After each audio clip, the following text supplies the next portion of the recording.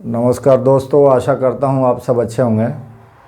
दोस्तों, जब भी भारत में ट्रकों की बात होती है, ट्रक ओनर्स की या ट्रांसपोर्टर्स की, तो हमारे दिमाग में जो पहला नाम आता है बड़े ट्रांसपोर्टर में से, तो वो आता है वीआरएल का।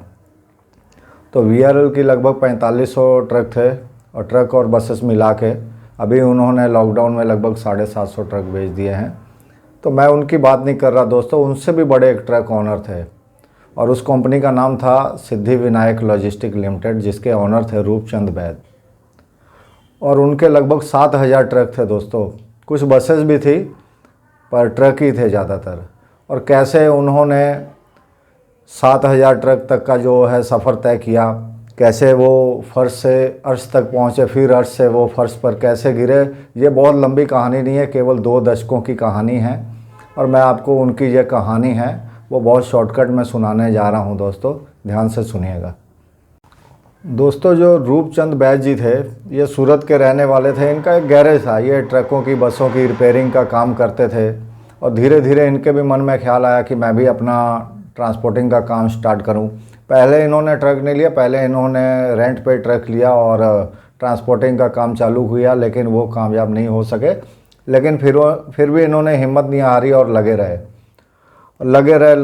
फिर इन्होंने अच्छा मुकाम हासिल किया और 2002 में इन्होंने SVLL की नींव रखी, फाउंडेशन रखी। और उसके बाद तो फिर इन्होंने बहुत जल्द तरक्की की, फिर सैकड़ों से हज़ारों गाड़ियां कर ली।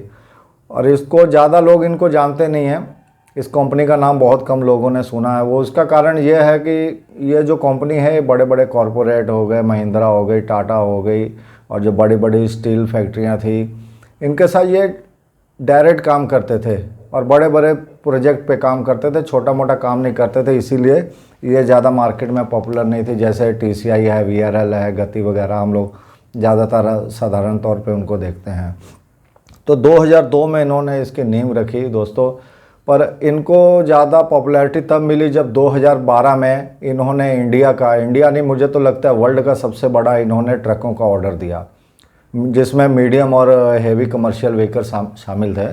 इन्होंने दुनिया का सबसे बड़ा ऑर्डर दिया, वो था दोस्तों 1314 ट्रकों का ऑर्डर इन्होंने डायरेक्ट टाटा कंपनी को एक दिन में दिया था, जो आज तक का सारा सबसे बड़ा जो ऑर्डर माना जाता है। फिर एक ये बहुत सी पॉपुलर स्कीम भी लाए थे, बहुत पॉपुलर हुई थी, चालक से मालक। और उस स्कीम के तहत इन्होंने कहा था कि भाई जो भी ट्रक का ड्राइवर होगा उसको कुछ साल के बाद, 5 या 6 साल बाद, ऐसे ही कुछ बोला था कि वो ट्रक का मालिक बन जाएगा। ये ट्रक उनको हम दे देंगे जो हमारा वो ट्रक है कंटिन्यू चलाएगा। तो उस स्कीम के तहत इन्होंने आपका बैंक ऑफ महाराष्ट्र, जिसका हाल फिलहाल में कुछ साल, 1-2 साल पहले बहुत चर्चा में आया था, जो बैंक जो है कोलैप्स कर गया था, तो उस बैंक से इन्होंने 800 करोड़ रुपए, 835 करोड़ लगभग इन्होंने लोन उठाया था। और दोस्तों, उस बैंक ऑफ महाराष्ट्र का जो जितने भी डिफ़ॉल्टर थे, और सबसे बड़ा डिफ़ॉल्टर यही SVLL था। कहने का भाव ये है कि बैंक ऑफ महाराष्ट्र को डुबोने में इसका बहुत बड़ा हाथ था।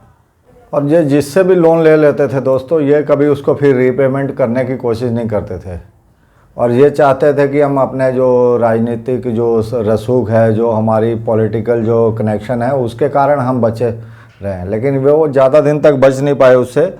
2017 में जो ED ने इनके 6170 जो गाड़ियाँ थी और 20 करोड़ रुपए इनका जो है इम्पाउंड कर लिया। और दोस्तों, बहुत बड़े बड़े इन्होंने जो है करप्शन किए हैं, बहुत बड़े बड़े घोटालों में इनका नाम आया। इनके नाम पर राजनीतिक में भूचाल भी आया। उसके बाद में जो स्कानिया जो कंपनी थी स्वीडन की, उस कंपनी को भी जो इंडिया में समझ लिए लॉन्च करने में इन्होंने अपना बहुत, इनका जो हाथ था बड़ा, तो उसमें भी इनका जो है घोटाले में नाम आया था।